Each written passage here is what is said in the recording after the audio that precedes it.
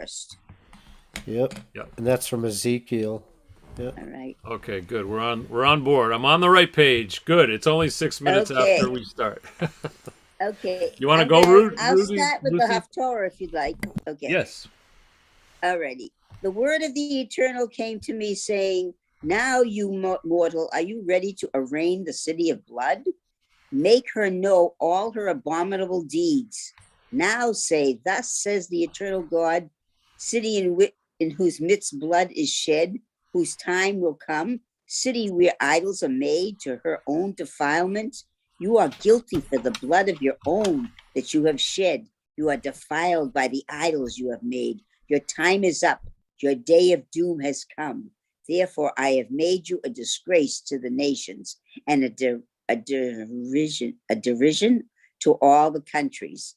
Near and far alike will deride you, who have sullied your own name and have shown no restraint. What is derision? Derision? Do I don't know why I don't know that word? What does derision mean? I don't know. Look it up. It's kind of like disgrace. Oh, is it disgrace? Okay. Yeah, it's another word for disgrace, Oh, derision. derision. Um, Okay. That's a new word for me today. Okay. I believe Every that's one of every one of the leaders of Israel among you uses his strength in order to shed blood. They have treated your fathers and mothers with contempt. They have practiced extortion on the strangers in your midst. They have oppressed widows and orphans.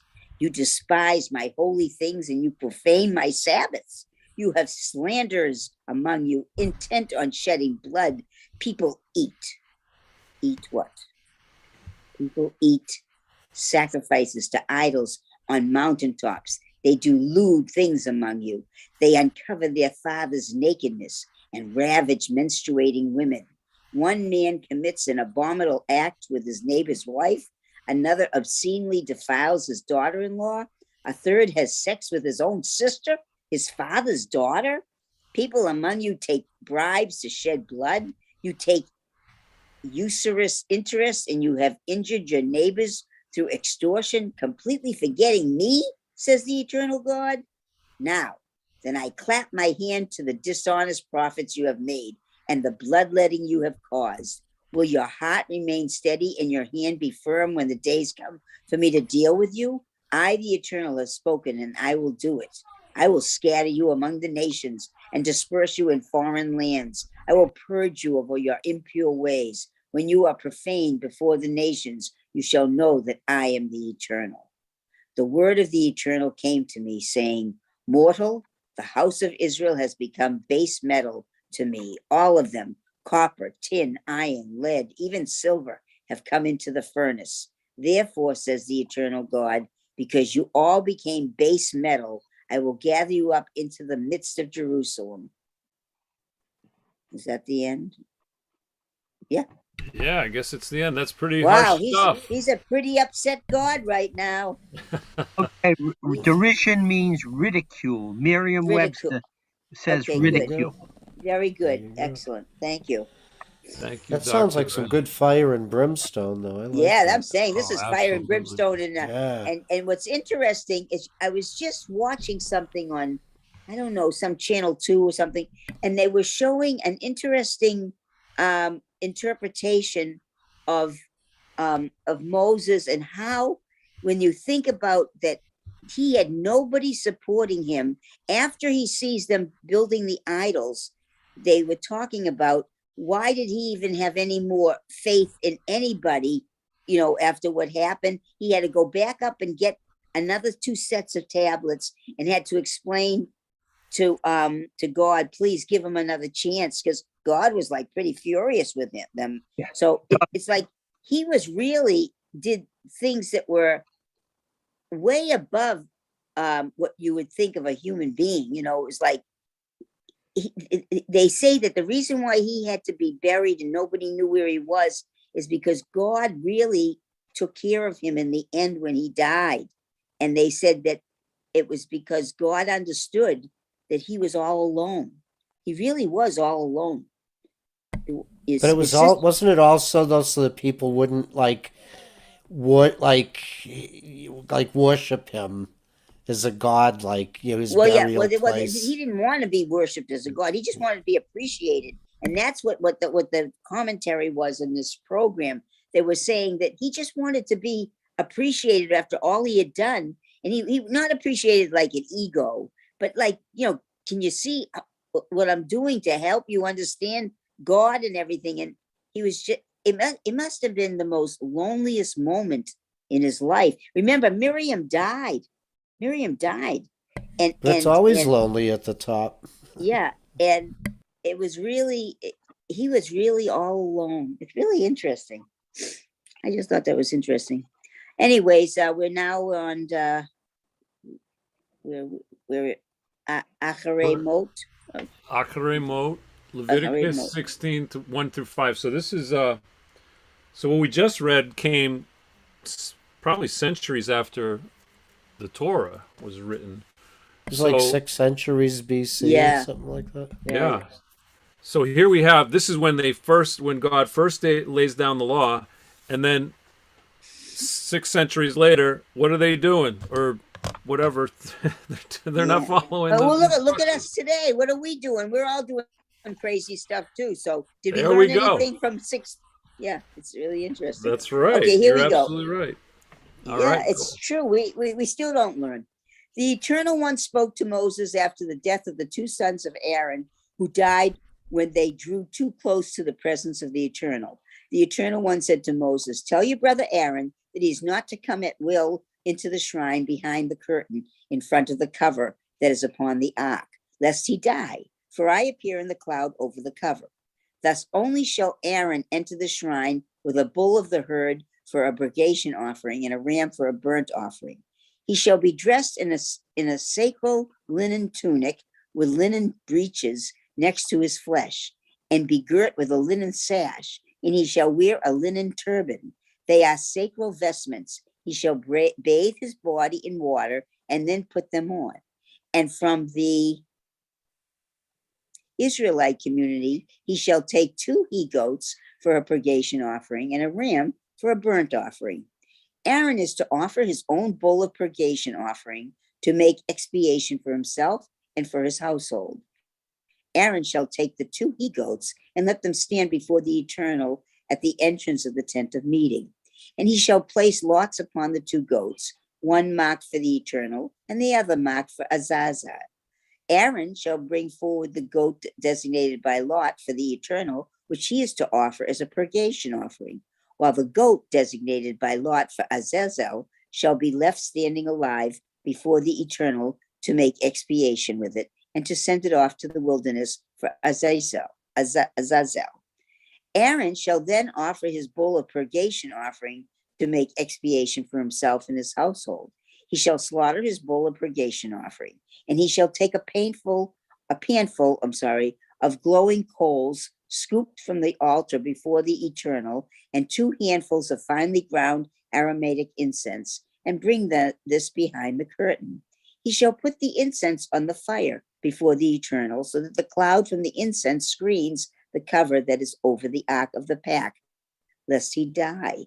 He shall take some of the blood of the bull and sprinkle it with his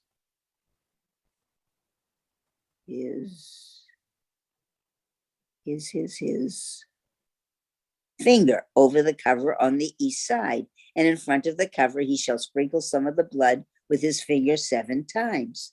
He shall then slaughter the people's goat of purgation offering, bring its blood behind the curtain, and do with its blood as he done with the blood of the bull. He shall sprinkle it over the cover and in front of the cover. Just before we go on, I just wanted you to notice that he says, "You shall sprinkle some of the blood with his finger 7 times." Do you notice how many times in the Torah there's something that's done 7 times? When you're a bride, the groom goes around you 7 times. There's so many times that 7 is used. I would like to know, people that study gematria, that's like the math of Torah.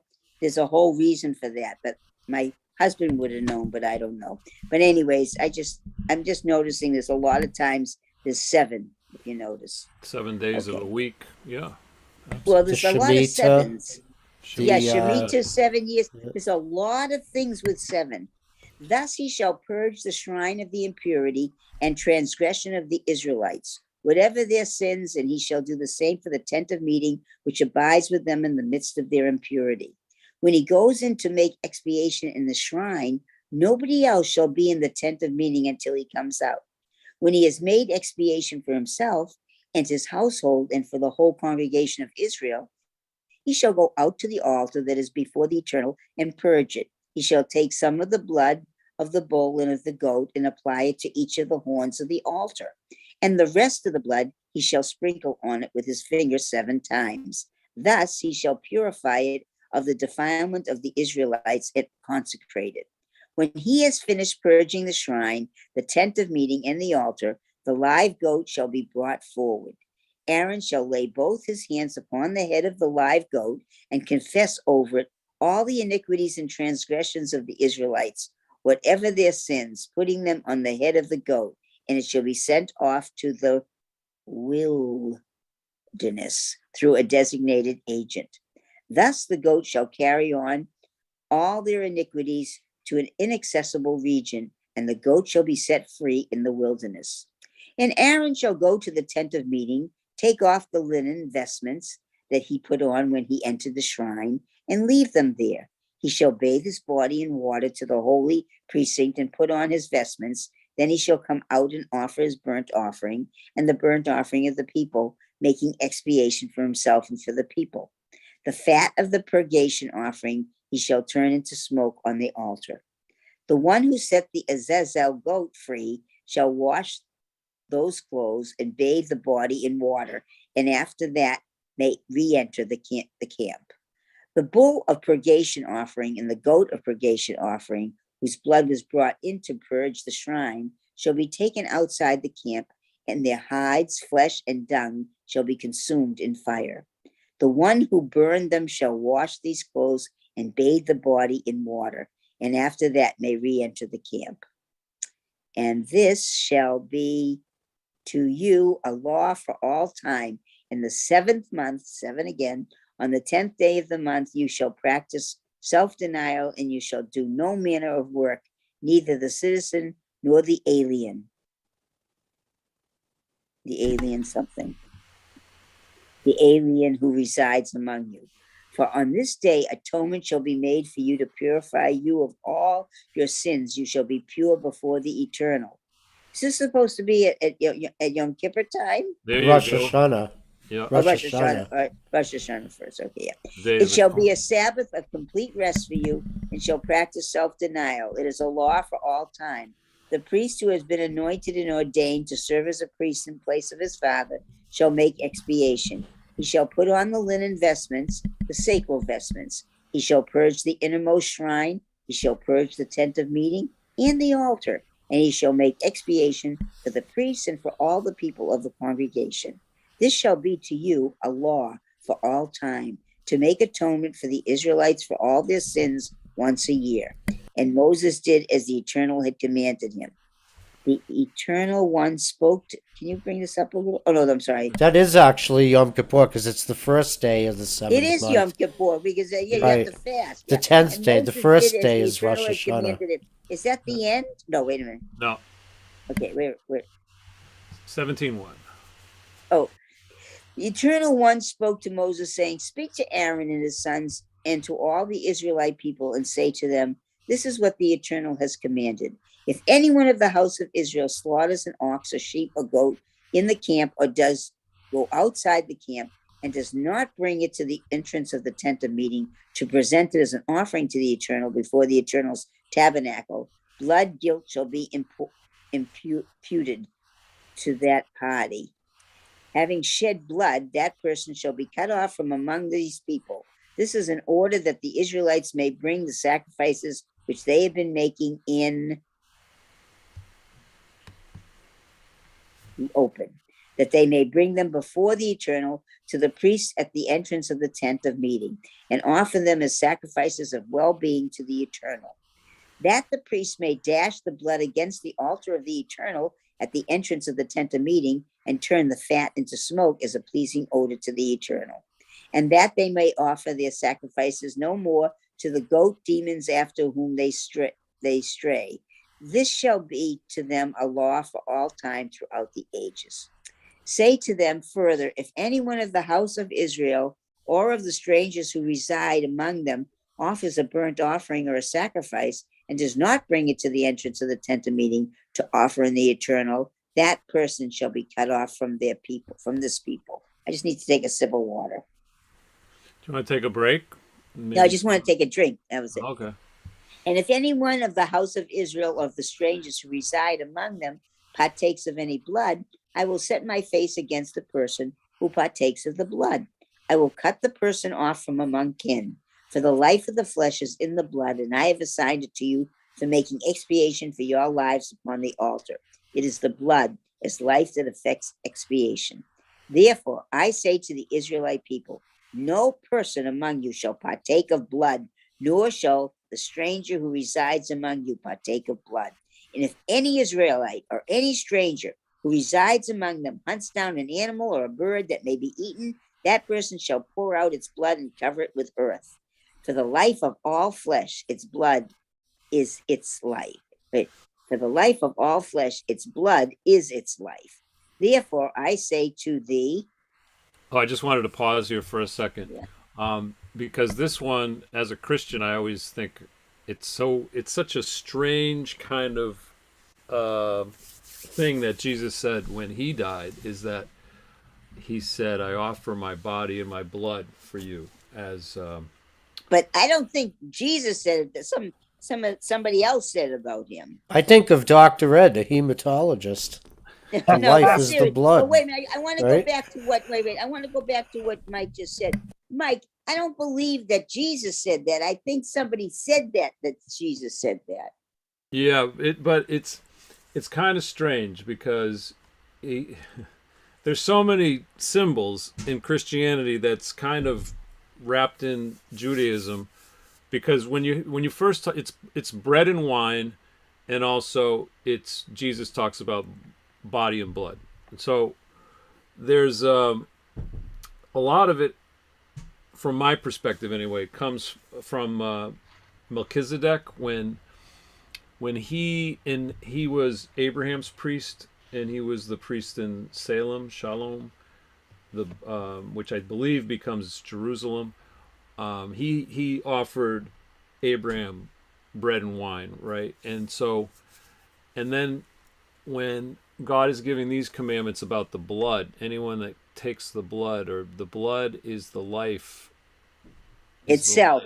Is What we learn in Judaism is that we never drink blood or take the blood of the meat. That's why they salt the meat in kosher. So right. the reason why I said I don't believe that Jesus said that, because he was still Jewish and he wouldn't have said that.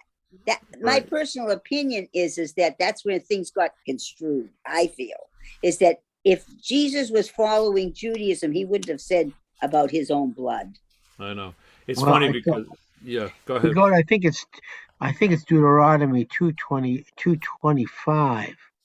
Is this Deuteronomy? I'm a little. No, Leviticus. We're in Leviticus. Deuteronomy 17 chapter. Deuteronomy 2:25 said, "For the blood is life," and down here they're re-saying that. Shall not. Shall, no, he's repeating it. Yes, I think he's repeating it because Deuteronomy 2:25 is for the blood of the life. Right. So, but we're never supposed to drink blood of anything. Or eat the fat. Or eat fat. Yeah, right. Well, yeah, okay. But I'm saying that the blood was a big issue. Yes, I know. That's I understand where you're coming from. I understand, Mike, where you're coming from as a Christian. It's really hard for me to understand the Christianity when they say it's Jesus said it. I don't mind if you said Paul said it or something. Right. But Jesus, I don't believe that Jesus said anything like that. This stuff was written years and years after Moses was dead. And the New Testament was written years and years after Jesus died. These books of fiction are just, have been changed for so many years and whatever. And it is Yeah. what it is. You know, there hasn't been an update in many years. You know, the King James Bible is an interpretation. Sure. We're getting an interpretation of this. It's, Right. you know, the more you read the Old and New Testament, Right. the more you kind of scratch your head, you know. And I, I mean, it's funny because I'm laughing because even in the gospel where it says that Jesus said that, it even says his followers were like, I mean, he lost all his followers when he said it. He Yeah. essentially, like, everyone was like, what is this supposed to mean? Because they are Yeah. Jewish. They're like, what is it supposed to Yeah. mean? Well, see, that's where I just believe that the interpretation is just off. That's I all I can understand. say. I absolutely, yeah, I understand. Michael, you So, got to read the book A Canticle for Leibowitz. yeah. Yeah, I know. I I, wrote it yeah. down. I got to get to that book. I got to get to that book. I've been looking it for you. I got to get it for you. All right. All right. Yes, I know. I All right. got. Where did we leave off? I'm sorry. All right. Therefore, right at the bottom. Therefore, I say to you. Then I'll turn the page. Where's the therefore I say to thee, Israelite people, you shall not partake of the blood of any flesh, for the life of all flesh is in its blood. Anyone who partakes of it shall be cut off. Any person, whether citizen or stranger, who eats what has died or has been torn by beasts shall wash their clothes, bathe in water, remain impure until evening, and shall then be pure. But if the clothes are not washed and the body's not bathed, that person shall bear the guilt. The Eternal One spoke to Moses, saying, speak to the Israelite people and say to them, I, the Eternal, am your God. You shall not copy the practices of the land of Egypt, where you dwell, or the land of Canaan, to which I am taking you, nor shall you follow their laws. My rules alone shall you observe, and faithfully follow my laws. I am the Eternal, your God. You shall keep my laws and my rules, by the pursuit of which human beings shall live. I am the Eternal. None of you men shall come near anyone of his own flesh to uncover nakedness. I am the Eternal. You know what I like about this too is, look at how often in the Hebrew we get the word, the name of the Eternal there. Yud K Vav K. Yeah, right. Yud K Vav K. Every one of these, and I mean, to Right. me, when I look at that, it seems so much more powerful. Yud K Vav K here. Yeah. Yud K Vav K here. And Well, it that's why we seems- say Adonai, right? Yeah. right. I mean, It looks like Jehovah. there it is. Yeah. So Yeah, well, that's where Jehovah Witnesses come from, but that's another whole that's thing. right. We're not going to get into that now. But- Okay. But We're not, please, let's not we go only there can stay tonight. with one religion at a time. Thank you. Okay. But I honestly think we should start. I mean, not here, not now, but eventually, I feel like, because this is what, I got a little confession to make about the Yud K Vav K. Okay. When we're doing Saturday morning service, Yeah. I sometimes will utter that as we're doing the morning prayers, like the Baruch atah Adonai Eloheinu melech haolam, right, yeah, who right. opens the eyes of the blind, and who Right. I will sometimes say the UK Vav K, and it is so like, it's so powerful. It's unbelievable. It's unbelievable. And I've read a lot about it. I've seen some videos on it, and I don't understand. I understand why we're not supposed to say it, because of the history of it and all.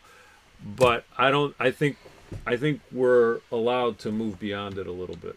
But that's not here, not now, not for this purpose. But anyway, I love the name, because I love that name. I love that name. That's what I love. Okay. You know, I just want to talk a little bit about this, about drinking blood. There are a number of blood-borne diseases that would be potentially spread by drinking blood, and Right. they were found at that time. Hepatitis B, hepatitis Right. C. Although HIV was not probably there at the time, you can get HIV from drinking the blood. But Right. but the most important thing about drinking blood is the fact that it is filled with iron. And people who drink blood get iron overload. And iron overload can in and of itself kill you, because the body has a tough time. The body has a tough time getting rid of iron. And that's why there are so many human processes to conserve iron. because it was such a tough way of getting it. But if you get too much of it, you can die. So there are a lot of blood-borne diseases that you can get from drinking. Right. From And drinking blood. also, which is interesting, I don't believe that you should eat rare meat. You know how people like, oh, I like my steak rare? That's not good for you either, because you're still getting a lot of the blood. Well, it's not the blood that you're worried about in eating rare steak. It's beef tapeworm. It's a Oh, lot of yeah.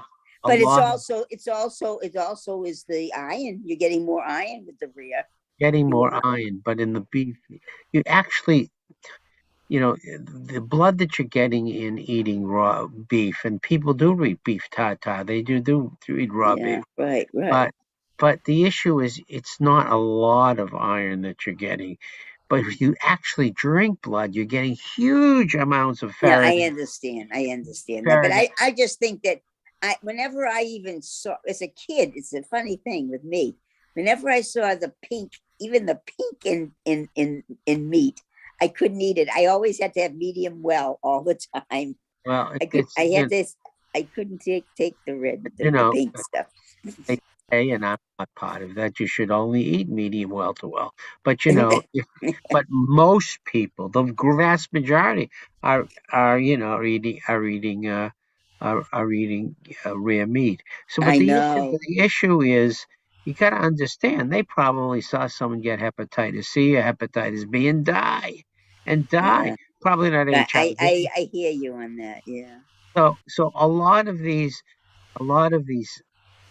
things that you read are observational diseases which come on very quickly, like hepatitis B, and you die of hepatitis B in those days. There's no question. Hepatitis C, you die, and you give it to other people very quickly too. Right. People think that HIV is easy, is very infective. Well, hepatitis C is many more times infective. Right. So that's the reason why all of this, don't drink the blood, because people drink blood and 6 months later they're all dead. Yeah, but it was God that was saying it, not only just people. I mean, that was the Well, point. I don't, I don't. Okay. All right. Well, you don't have to believe it, but I'm just saying this No, is one I of the believe reasons. that someone saw it, and I don't Yeah. look. Yeah. We as Reformed Jews believe that the Torah was not written by God. It was written by humans who were motivated by God and inspired by God. As Reformed Jews, if you are an Orthodox Jew, you have a different. You believe it was Right. written. That's the only Right. difference between all the groups. So Right. I know. Monique that. is here, everybody. Monique is Oh, hi, here. Monique. Monique, Oh. yay. Hey, Cool. Monique. Nice to see you. Let's. How much more is there to go here? A couple more pages, I think. All right. I'll All right, read this page, and somebody else can take over after this page. all right. Oh, okay. Okay. Your father's nakedness. Did anyone want to say something? I'm sorry. Oh, I'm sorry. Was anyone saying anything? No? Okay. Okay. All right. Your father's nakedness, that is the nakedness of your mother. You shall not uncover. She is your mother. You shall not uncover her nakedness. Do not uncover the nakedness of your father's wife. It is the nakedness of your father. The nakedness of your sister, your father's daughter, or your mother's, whether born into the household or outside, do not uncover their nakedness. The nakedness of your son's daughter or of your daughter's daughter, do not uncover their nakedness, for their nakedness is yours. The nakedness of your father's wife, daughter, who was born into your father's household. She is your sister. Do not uncover her nakedness. Do not uncover the nakedness of your father's sister. She is your father's flesh. Do not uncover the nakedness of your mother's sister, for she is your mother's flesh. Do not uncover the nakedness of your father's brother. Do not approach his wife. She is your aunt. Do not uncover the nakedness of your daughter-in-law. She is your son's wife. You shall not uncover her nakedness. Do not uncover the nakedness of your brother's wife. It is the nakedness of your brother. Do not uncover the nakedness of a woman and her daughter, nor shall you marry her son's daughter or her daughter's daughter and uncover her nakedness. They are kindred. It is depravity. Depravity. Depravity. All right. That's the end of that page. Okay. Does someone want to pick up on the next page? We're into, this is all the what do you call it? The prohibitions of sexual relations, right? Are we in Leviticus? Yes. We're in Yes. Leviticus. Okay, I can read. Okay, All right, go Monique. ahead. Do not marry a woman as a rival to her sister and uncover her nakedness in the other's lifetime. Do not come near a woman during her menstrual period of impurity to uncover her nakedness. Do not have carnal relations with your neighbor's wife and defile yourself with her. Do not allow any of your offspring to be offered up to Molech, and do not profane the name of your God. I am the Eternal. Do not lie with a male as one lies with a woman. It is an abhorrence. Do not have carnal relations with any beast and defile yourself thereby. Likewise, for a woman, she shall not lend herself to a beast to mate with it. It is a perversion. Do not defile yourselves in any of those ways, for it is by such that the nations that I am casting out before you defile themselves. Thus the land became defiled, and I called it to account for its iniquity, and the land spewed out its inhabitants. But you must keep my laws and my rules, and you must not do any of those abhorrent things, neither the citizen nor the stranger who resides among you. For all the abhorrent things were done by the people who were in the land before you, and the land became defiled. So let not the land spew you out for defiling it, as it spewed out the nations that came before you. All who do any of those abhorrent things, such persons shall be cut off from their people. You shall keep my charge not to engage in any of the abhorrent practices that are carried out before you, and you shall not defile yourselves through them, for I am the Eternal, I am your God. So let's comment on this. This is a highly quoted modern verse here. And you know that the far right uses this all the time against homosexuality and gay people. And this is really well quoted. You hear this all the time. Leviticus 20, it was 1722. So 1822. 1822, all the time. Right. And this is a real thorn. And we'll just leave it at that. Well, you know what? I'm glad you brought it up, Dr. Ed, because I was talking to my brother Gary, and I actually have written out a little commentary on Leviticus 18:22, and I'd like to share it with you next week because I love that. and it's a slide presentation because it you know what? Here's the key. I think this is a little clue that I'm using. And of course, we come to this into the Torah as we are all free to wrestle with it and to interpret it. But one of the keys here that I want to kind of show you is that all of these things, nearly all of these things are directed toward whom? Who is the audience for all of these lists? Boom, boom. Men. It's men. So, who's got the problem? Who? I can't hear you. Men. They listen to the stupid men. Well, and then the other thing. So, by the time we get to 22, men do not lie with men as one lies with a woman, and is an abhorrence. And then it says 23. Now, 23 is the only one out of, or almost only one out of all of these that it says, and tell your woman not to do this either. And that is to have sexual relations with a beast. And then so it says that in 23. Do not have sexual relations with a beast. And likewise, for a woman, she shall not lend herself to a beast to mate with it. That's like the only time we see this prohibition, or all these prohibitions are. So are you saying it's okay to be a lesbian but not a gay guy? Is that what you're telling me? Well, that's part of it. That is part of it, because this gets repeated next week. We're going to repeat this. It's I forget the it's in chapter 20, and what happens in chapter 20 is we repeat these prohibitions, and then we come to the the punishment, and the punishment is what? Death. Yeah, death is a pretty heavy duty. Yeah. So anyway, I actually I have it. I'll just show you the first screen. I think, what is it? I hope I can. I don't know if it's going to load. Why don't we wait till next week? Then? Yeah, we're going to wait till next week. You'll have it all prepared next week. Okay. Yeah. So anyway, it's going to be a lot of fun, and I hope you stay tuned for that. And the title of the commentary is, "Does the Bible forbid same-sex relationships?" Okay. And we're going to look at that a little more. Very in good. detail. I'm looking forward to it for next week. Ruthie, you're the best. Tell your friends and neighbors.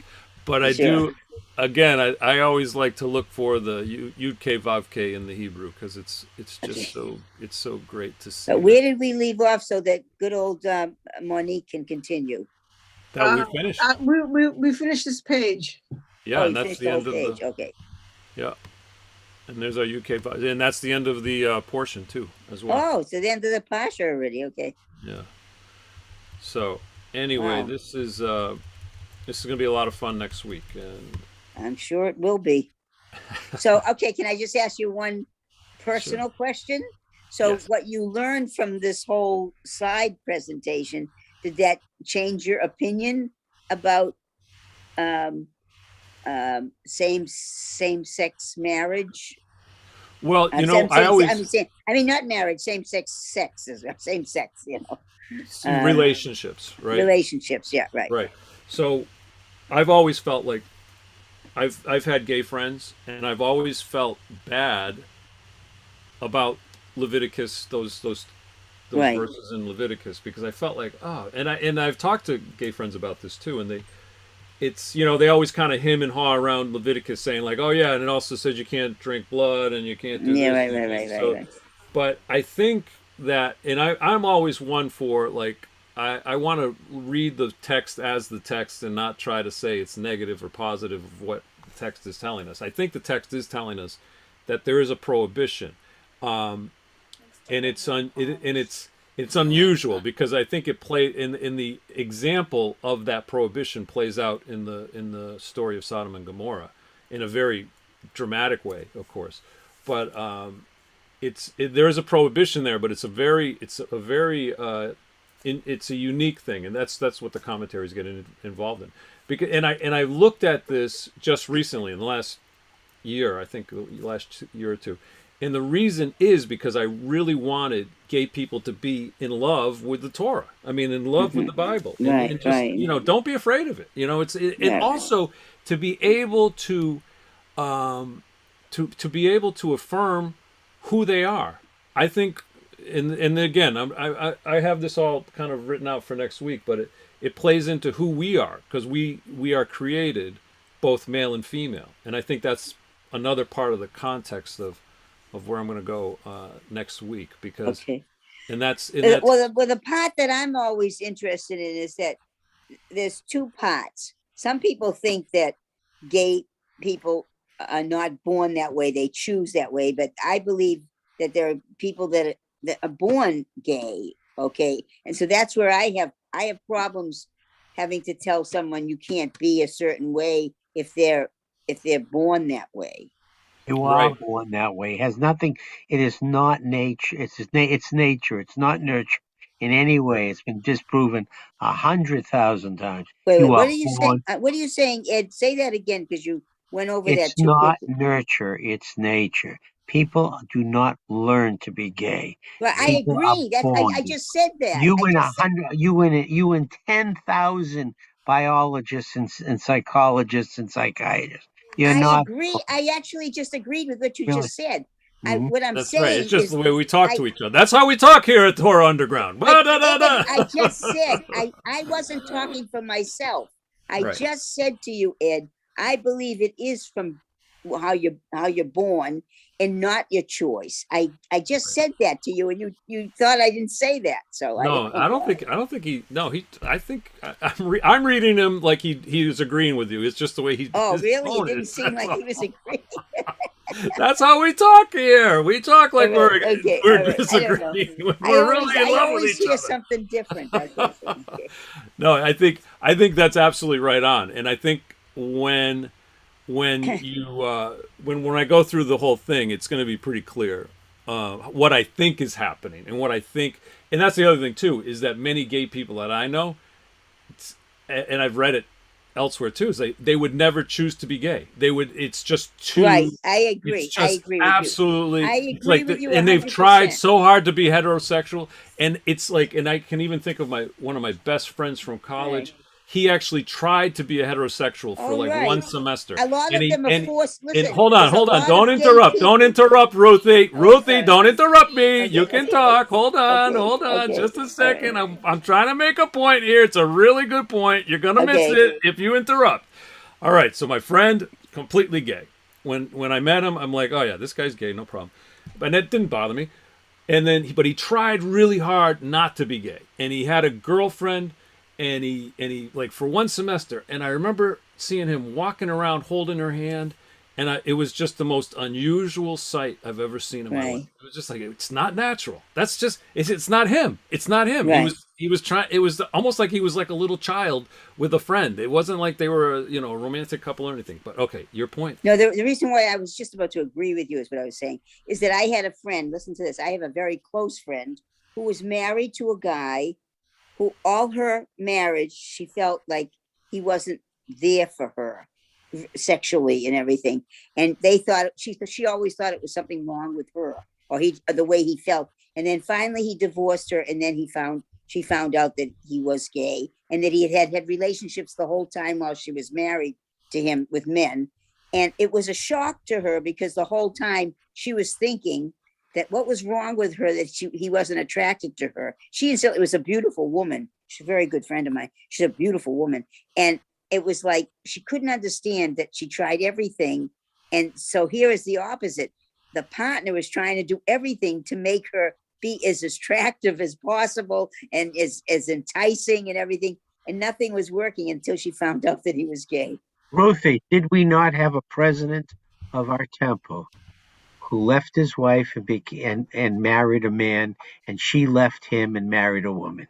Oh yes, sure. I know who that is. Wow. Right, of course, yes. That's right. That's I mean, interesting. Right. I'm saying yes, it happened. It's true. Yeah. Yeah, that's something. And I don't think that anyone knows this, but I was invited by Dr. John Money, to enter the program at Johns Hopkins in psychosexual differentiation. So I studied it for years and years. And when it came to hematology, a psychosexual differentiation, I did not go to Hopkins, and would be the year 1975, because I didn't think you could make any money as a psychologist studying sex. And and Man, Woman, Boy, Girl was one of the most important books on that. And I sat with him, interviewed many interviews with him to try to decide whether I wanted to go to Hopkins with him. And many of them were homosexuals on both sides. So I know. No, I agree with you. There are 2 lines in the Bible that have caused millions of people to be killed. One in the Old Testament and one in the New Testament. Right. If we remove those 2 lines in both of those books, we would have had a better world. I agree with you on that one. Yeah. Okay, well, we're going to get to talk more about this next week, thanks to Mike. So it'll be an interesting presentation. I hope so. I'll try to make it interesting. But okay, well, listen, this was a wonderful night. I actually enjoyed reading tonight a lot. I really did. Yeah. You do and such a good job. It's always good having everybody's opinion. I'm sorry I was walking all over you, Mike. I didn't mean That's to. okay. I get excited and I want to say something. I know. We all do. We got to blurt it out. We can't wait 1 second. I got to tell you something right now. I have a tendency to do that, and I have to stop doing it. Oh, I forgot my kippah, too. I forgot this. Oh, my goodness. What's going to happen now? The whole world is going to come to an end.